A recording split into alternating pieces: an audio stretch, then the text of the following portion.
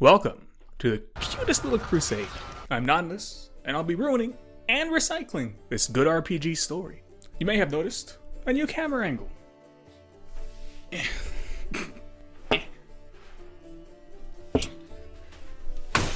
Shit.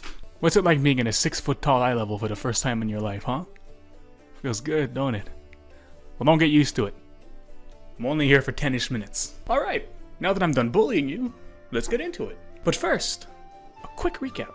The party valiantly saved Tavern HQ. They met a senile old elf who could see in the past. The gang attacked Demon HQ and destroyed Glowy Rock. And in the last episode, I forgot to mention this, but we find out that Bagunga had been planted in Canabrius by yet another hot demon lady.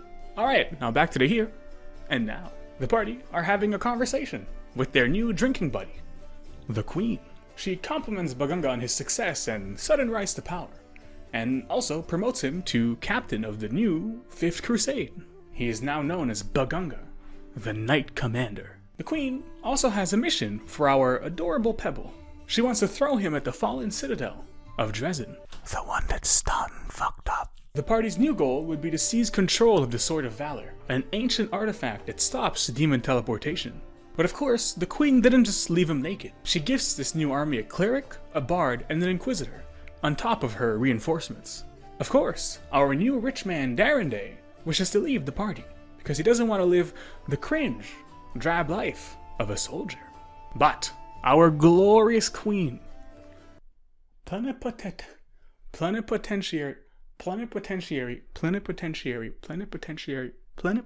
without portfolio. Plenipotentiary, God, Jesus fucking Christ. But our glorious and wonderful Queen appoints him to our plenipotentiary without profile. Jesus, without portfolio, oh my fucking God. But our glorious and generous Queen appoints him as our plenipotentiary without portfolio. Meaning he is now forced, by duty, to be a part of the army. Forced to forever be at Bagunga's side. I smell a romance brewing. The Queen says her goodbyes and returns to her business. The party, now high-ranking members of the Crusade, set off on their brand new adventure. Their main objectives are to raise an army big enough to retake Drezen. It's a really cool mechanic, but I won't be showing it because it's boring to look at. Whenever I say the word army, just imagine a perfect group of genetic freaks who have been picked and trained by yours truly. Anyway, they have to march to Drezen and retake the Sword of Valor.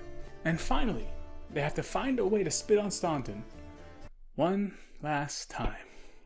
Before leaving on their glorious crusade, Bagunga explores his new camp. He first talks to a member of the esteemed Pathfinder Association. The topic of Finian comes up. The guy that was forged into a weapon and is now Lon's bow. Apparently, he was a pretty famous member of the group, but he went missing around the time of the 2nd Crusade. AKA multiple human lifetimes. It also seems that no one other than the party can actually hear Finian. Strange. Further into the camp, Bagunga speaks to Liathor Hawkblade, who's handing out a companion quest. Oh. He needs help investigating Darrenday's origin story. You see, when Darrenday was having his 10th birthday party at Heaven's Edge, a mansion, not the realm, a group of demons attacked and managed to break through the defenses using a magical disease. Everyone died, including his parents and whatnot. Except for Darrenday, who had an anime moment where his divine powers awakened. That's all cool and pog, but some things are fishy. How did this disease affect the paladin guards that are immune to all disease? Why was Darrenday the only one left alive? Why did no one seek help from Canabrius? And why does Darrenday say that he doesn't remember the event? Anyway, Liathor wants Bagunga to convince Darrenday to head back to his mansion so they can investigate the scene of the crime. Because only Darrenday can break the magic seal that was placed upon the home. Bagunga agrees because who doesn't love a good companion quest? So the rock beelines it straight to Darrenday. He brings up the topic of Heaven's Edge, and by the grace of God, his birthday's coming up. Darrenday believes it would be a funny little meme if he celebrated his birthday at the place where his entire bloodline ceased existence. And everyone's invited. Hooray! It'll take a little bit to actually get there, so for now, we march towards Drezen. Before officially starting to march to Drezen, Bagunga does a quick vibe check on the group. Ember is spouting her usual dark witch, Reddit moderator atheism stuff. Stuff like, there is no God, and hope is dead, and... but in a cute way. But she does seem to be happy with her new mythic powers. Sela is a bit overwhelmed that she's been chosen by her own god, but she's a strong individual. I'm sure she'll be fine. Woljif thinks it would be a great monetary opportunity to create a cult based around Bagunga's new powers. Lon fears that these new powers will come at a price further down the line.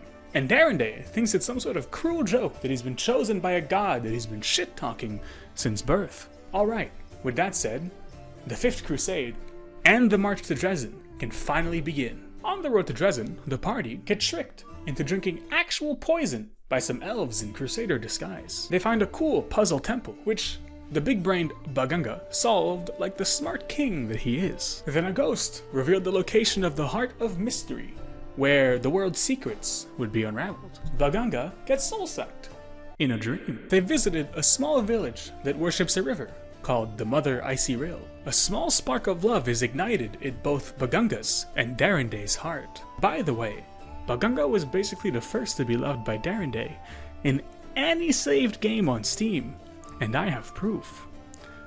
Get fucked, virgins. After all that adventure and Pogger's fun times, Bagunga retreats to his command tent to rest, when suddenly a Hell Knight barges in. Basically, extremely lawful paladins without the good. He says his entire unit is under attack by demons and he needs reinforcements. Of course, Bagunga will give aid to this potential new ally.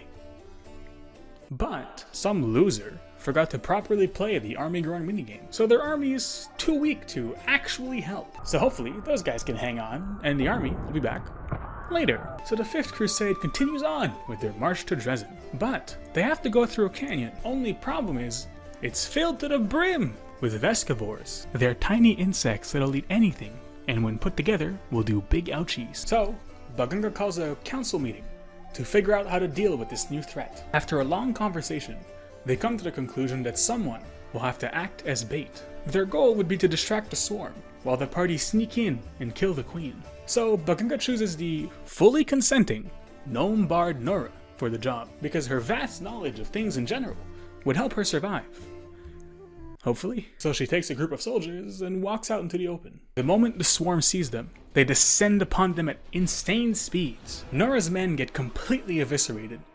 Pretty much all of them are eaten alive, armor and all. Luckily, Nora managed to hide in a gnome-sized hole. While this is happening, the party descend into the canyon, killing a couple of stragglers that stayed behind. Every second wasted means more of their soldiers die topside. Horrifically, as time is wasted, their bodies are seen falling down into the canyon. So the party rush as fast as they can, leaving the good, precious loot behind.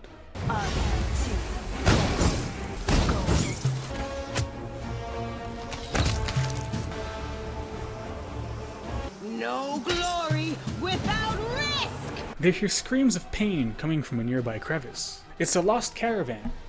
He's stuck in a small hole, crying. The gang pull him out, and they get a good look at him. His eye sockets are full of little Vescivores.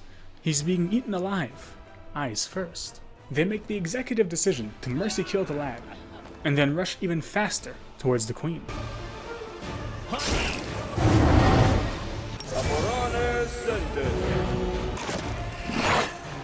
It's all your fault!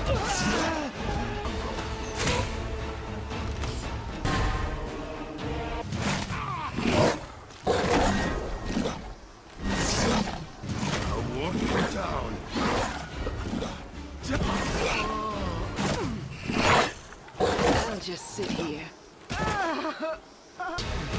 Unexpected. Well, this...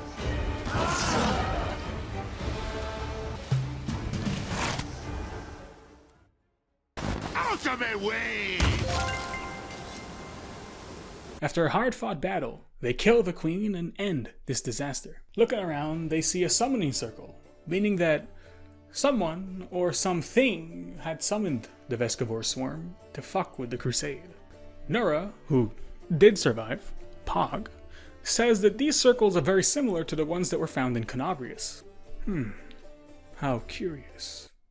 But What's worse is that this was specifically an assassination attempt on Bagunga's life, because a handkerchief with the Vescover Queen's scent on it was found within Bagunga's bag. That means that someone, or something, had slipped a handkerchief in his bag while he wasn't looking. There is an imposter among us.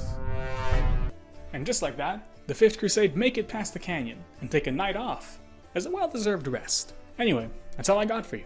So please, like, sub, and enjoy this godly, holy outro that was fabricated just for you.